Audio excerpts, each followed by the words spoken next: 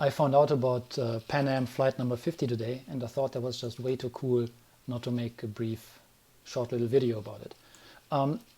Flight number 50 was one of the very few pole-to-pole circumnavigations of the globe, which is why it is in the history books. There were only 3 as far as I know.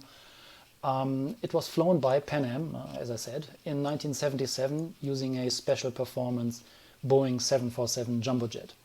And the reason why I wanted to make this particular video is that normally when that flight is talked about, the route of it is projected onto a map, and due to map projection that just doesn't look very impressive. It is very hard to tell that it is an actual true circumnavigation of the globe. And so I decided to show this where I project or plot the flight route on an actual globe so we can follow along. Now, without further ado, the flight took off in San Francisco, right here, and then they flew on a great circle route on a straight line due north towards the North Pole, to the geographic North Pole. At the North Pole, they made a sharp right turn. Now, I don't know exactly how sharp the turn was, but whatever. From there on, they flew another great circle route towards London, where they landed for the first time to refuel. And then they took off in London, made a slight left turn, and flew another great circle path all the way to Cape Town, South Africa, where they landed for the second time to refuel. They took off, made a slight right turn, and flew a great circle route to the geographic South Pole, where they made a more or less sharp left turn, and then flew on to Auckland, New Zealand. Now, this whole flight path here is a little bit fuzzy. I plotted that based only on the cities that we know where the flight landed and the claims of Pan Am that they hit both the geographic North and South Poles. But if we check here, one of the things that the passengers on that flight reported was that on the way out of Antarctica, they could see Mount Erebus from the cabin. And I indicated the position of Mount Erebus here with that red dot. And if you measure the distance from my theoretic flight path to Mount Erebus, it turns out to be just about 185 kilometers. So that is completely within reason. That makes me believe that this path is the actual one that they took. But anyway, they continued on to Auckland, where they landed for the third and last time to refuel. And then the last leg was a straight great circle path across the southern Pacific, from there back to San Francisco, where they finally landed. Now, I mentioned that we don't really know, or that I at least don't really know, what the precise flight path was. I do not know if they really precisely followed the great circle routes or if they were deviated by weather, but we can do a sanity check.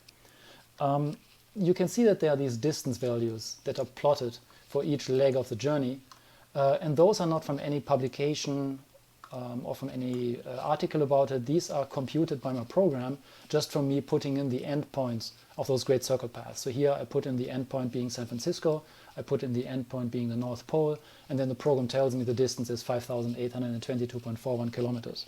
So this is independently computed. If we add up all of these distances, we come up with a total distance of 42,402.9 kilometers.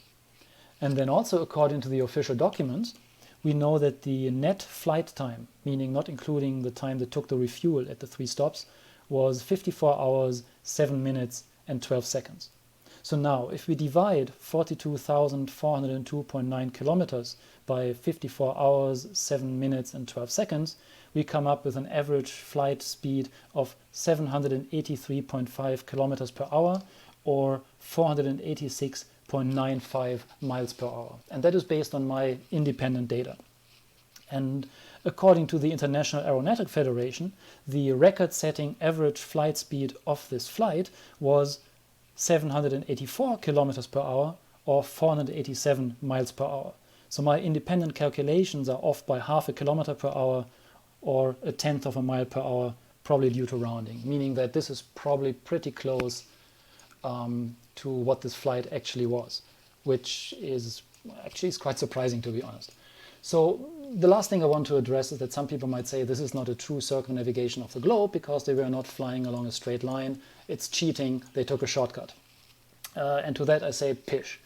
Here's another course, which this yellow line, which is now a perfect circumnavigation of the globe following the 10-degree meridian from the North Pole through Europe and Africa to the South Pole, and then the minus 170-degree meridian all the way through the Pacific back to the North Pole.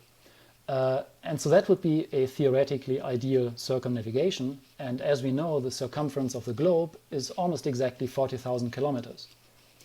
But as we already calculated, we know that the total length of this flight was 42,402.9 kilometers, meaning that the flight was actually 2,402.9 kilometers longer than the theoretical shortest circumnavigation, meaning that they did not take a shortcut. On the contrary, they took a little detour.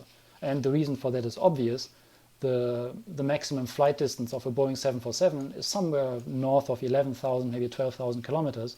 So they had to find refueling spots. And no matter what straight north-south route along any meridians you fly, there are never any airports that are at the appropriate location. So they had to zigzag a little bit. And now again, let's follow along. When they started in San Francisco, they were to the right of this ideal yellow path. And then they kept flying. They were to the right. They touched the ideal path at the North Pole. Then they were still to the right. And then they crossed it here in Central Africa. And now they were to the left of the path. And they stayed to the left. They touched it again in Antarctica. They stayed to the left all the way to Auckland. And then they crossed the path yet again in the South Pacific. And then they went back to San Francisco. In other words, they were not short-circuiting. They were not following a smaller circle like around here or around here, in which case they would have stayed exclusively on one side or the other side of that yellow line. But they zigzagged it. So this truly is a circumnavigation that touched both of the poles. And that's where I want to end. So thank you very much for watching.